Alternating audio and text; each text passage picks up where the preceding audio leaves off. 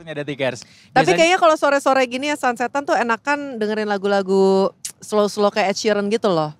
Lu sukanya yang kayak gitu? Suka dan kemarin lu inget sore kayaknya enakan ngecil-ngecil gitu kan. Oh anaknya chill. Lu inget gak sih pas kemarin Ed Sheeran datang ke Indonesia kan dia sempat main-main ke daerah Blok M ya. Santai ke Pasar Santa.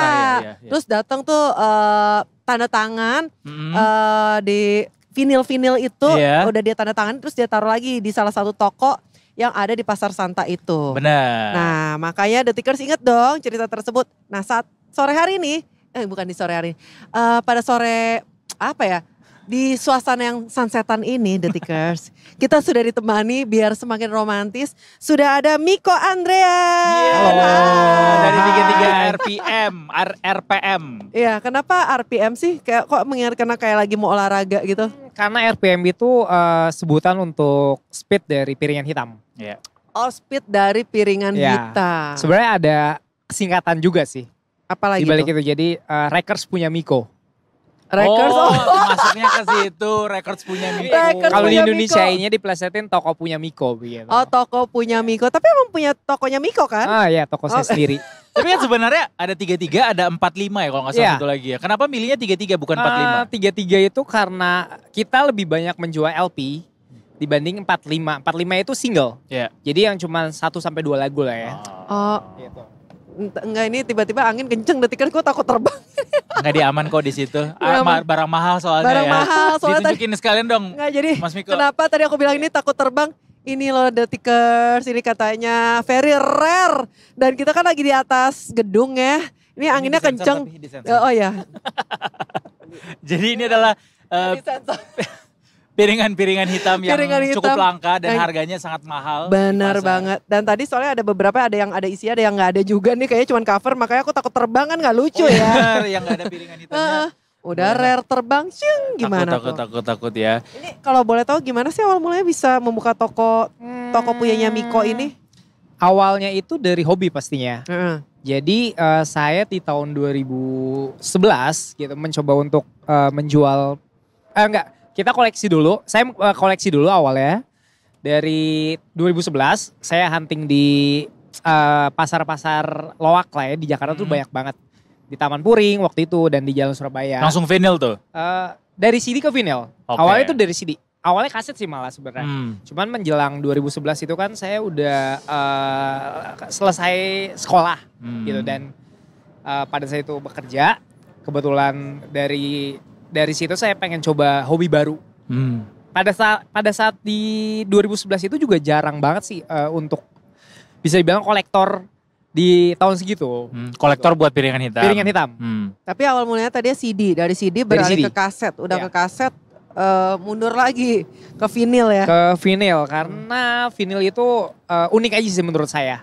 Tapi sebenarnya dari cost productionnya itu lebih murah vinil atau lebih murah kaset atau CD? Vinil.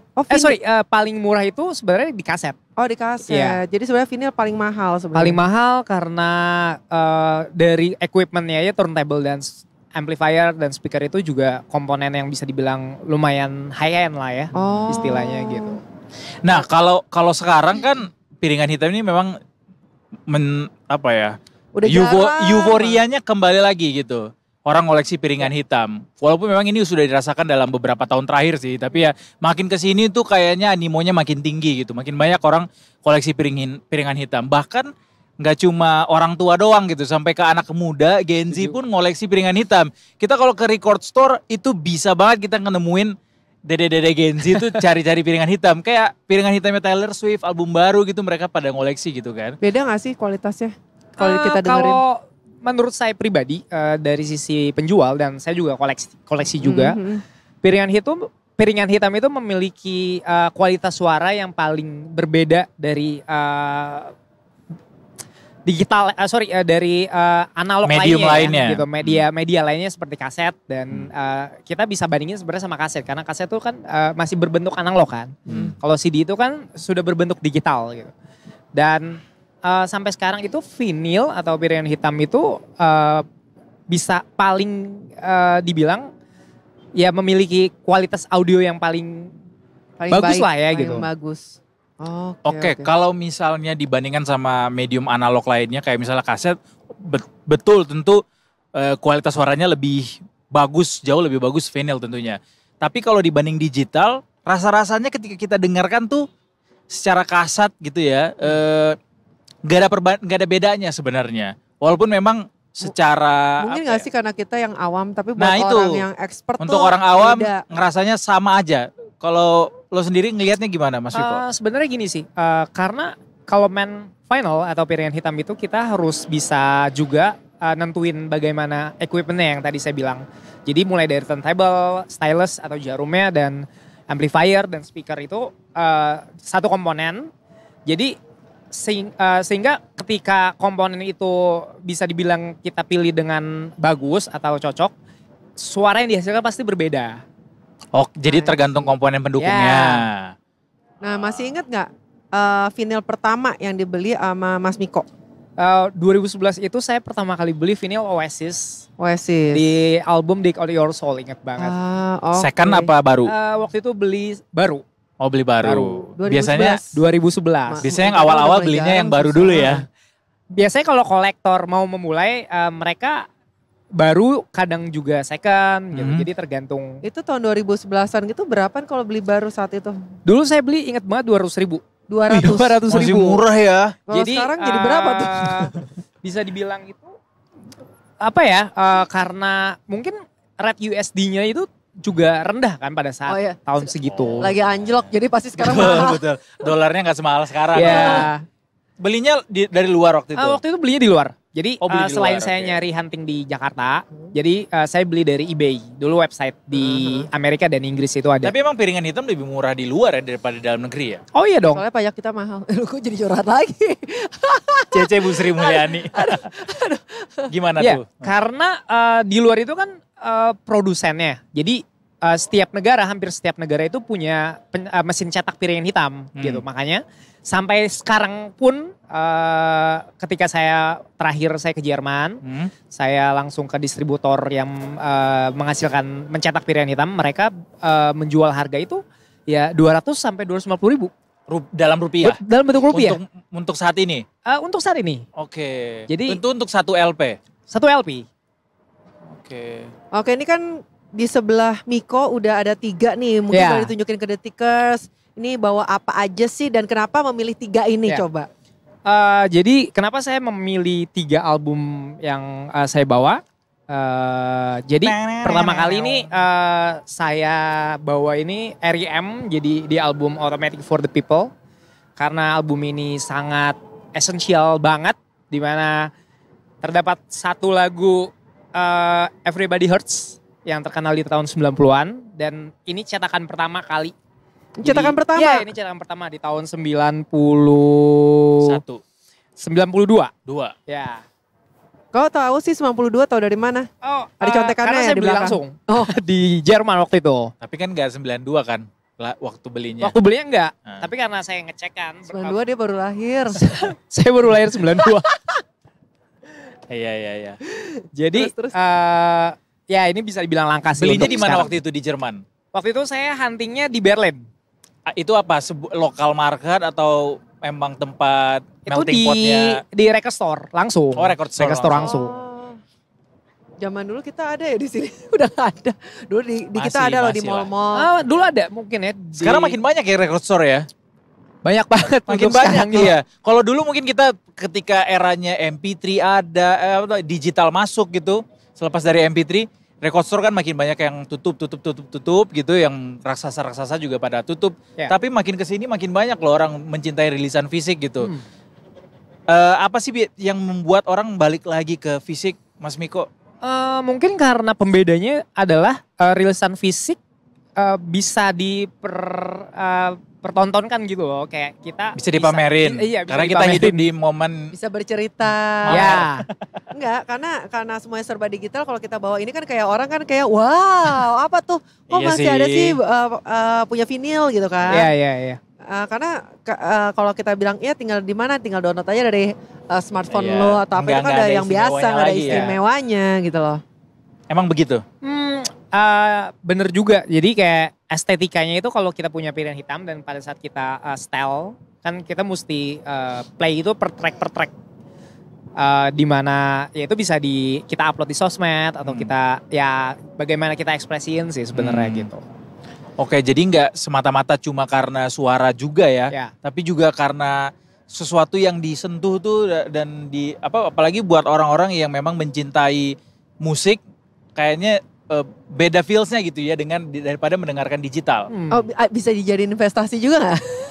Bisa lagi. Bisa kadang iya, apalagi kalau vinyl tersebut dicetak itu limited. Jadi kayak cuman 500 keping atau 1000 keping dalam bentuk piringan hitam ya. Oh oke. Nah yang paling jauh pergi kemana? Huntingnya sampai kemana nih? Ya itu paling jauh ke Jerman. Ke Jerman. Saya ke Belanda juga pernah. Itu khusus hunting piringan hitam? Jadi saya pernah ke Record Fair di daerah Tilburg. Itu daerah di dekat Brussels, sebelahnya Brussels sih. Sebenarnya itu provinsinya di Eindhoven, Belanda. Nah tapi itu momen dimana saya pertama kali ke record fair terbesar di dunia. Jadi banyak banget dari berbagai negara. Meksiko, Brazil. Jadi seller dari mancanegara tuh ya berjualan di situ. Dalam setahun ada 2 kali lah ya event tersebut. Gitu. Apa vinyl yang paling rare yang pernah dibeli? Waktu itu saya beli Soundgarden.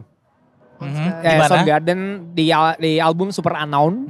Jadi US pressing di tahun 94 dan mungkin itu vinyl termahal yang pernah saya beli. Berapa harganya? Saya beli waktu itu sekitar kalau nggak salah ya 4,5 apa 5 juta. Oke. 4,5 sampai 5 juta satu LP. Itu kebetulan 2 LP. 2 LP.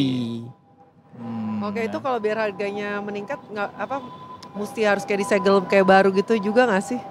Enggak sih, jadi vinyl itu kan banyak banget kekurangannya juga. Jadi kalau misalkan kita menemukan cetakan pertama, pasti ada kekurangannya dari cover dan dari vinyl yang emang sudah sering diputar sama owner sebelumnya pasti dong. Kalau gitu. sering diputar jadi kayak agak berkurang agak juga baret kualitasnya. gitu. Itu gak bisa kembali seperti awal ketika kita mendengarkan? Nggak bisa. Jadi agak keputus-putus gitu? Ya, tapi bisa dibilang itu seninya dari piringan hitam. Jadi ada suara noise-nya gitu loh pada saat didengarkan. Jadi dia kayak sepatu Converse ya. Kalau misalnya makin buluk makin bagus. Ya ada juga sih kolektor yang emang suka lusuh gitu loh jadi covernya. Gitu. Jadi itu nggak soal gitu, nggak jadi isu buat orang yang mengkoleksi piringan hitam ketika piringan hitamnya nggak perfect, nggak ada flow-nya di awal gitu. Tapi tergantung dari kolektor juga sebenarnya. Soalnya kan ada kategori-kategorinya sebenarnya, ada min, ada yang excellent apa segala macam, betul. Ya. Jadi vinyl itu ada gradingnya dari VF Good Plus, VG Plus, dan Near Min. Jadi kategori yang biasa dijual, toko saya jual itu biasanya Very Good Plus sampai Near Min. Yang masih layak untuk dikoleksi lah ya. Gitu. Udah berapa banyak yang untuk koleksian sekarang dikumpulkan? Kalau di rumah saya sebenarnya bukan dibilang kolektor tapi kolektor juga lah ya kayak. Paling 100 sampai 150 lah ya. 100 sampai 150. Jadi album yang emang saya suka. Banyak bukan kolektor tapi cuma 100 way sampai 150. To go itu mah. Ya, bahkan ada yang 1000-an gitu. Cuman humble 100 sampai 150. Gue gak punya. Tapi awal mulanya gimana sih sampai tercetus ide mau dijadiin bisnis gitu loh? Berawal pasti dari passion dong gitu. Jadi kecintaan. Atau karena melihat ada marketnya. Sebenarnya iya juga. Cuman memulai dari kecintaan sama musik aja pastinya gitu. Dan kenapa enggak gitu untuk mencoba di bisnis di rilisan fisik gitu yang tadi kita bahas. Bahkan digital platform tuh banyak banget sekarang. Tapi kenapa masyarakat masih berburu piringan hitam di era sekarang ini gitu. Salesnya gimana Mas sejauh ini? Salesnya per bulan bisa berapa banyak yang laku? Bisa sampai 200 sampai 300 keping. 200 sampai 300 keping? Iya. Ini kayaknya karena ke-build karena komunitas. Komunitas juga. Komunitas kan. Dan kebetulan toko saya kemarin didatangnya Ed Sheeran itu pengaruh banget. Pengaruh untuk, banget. Pasar santai juga ngaruh banget sih. Itu dia random ya datang ke situ ya? Enggak, dia udah WA-an. Dia datang dong bro. Iya siapa tahu udah DM kan. Lagi ngapain lu sore-sore bosen kan mampir lu ke tempat gue. Oke bro datang gitu kan. Jadi sebenarnya timnya yang awalnya ke toko masing-masing record store untuk hubungin kita kalau kita bakal bagiin loh vinyl Ed Sheeran yang album Divide ya kalau nggak salah. Itu 7 anniversary-nya mereka yang dibagiin buat fansnya. Oke. Gitu. Tapi ternyata di hari Sabtu sebelum di konser, yang nganterin vinilnya itu dia sendiri, Ed Sheeran. Oke. Surprise Surprise banget, kita nggak ada yang tahu loh. Dan kita nggak ada Pas itu persiapan. lu di situ nggak? Kebetulan saya enggak waktu Ya. itu. Ya. Jadi Oke. staff saya yang foto dan ngelayani Ed Sheeran. Dan Ed Sheeran beli 1 vinyl di toko saya waktu itu. Final apa yang dibeli? White Shoes and the Couples Company. Oasis. Iya, White Shoes and Oh, the White Couples Shoes. Company. Oke. Yang album yang mana? 2020, Oke. 2020. Oke. Oh itu atas dasar apa dia pilih album itu? Ada videonya Ed Sheeran nih, coba kita lihat tuh. Iya.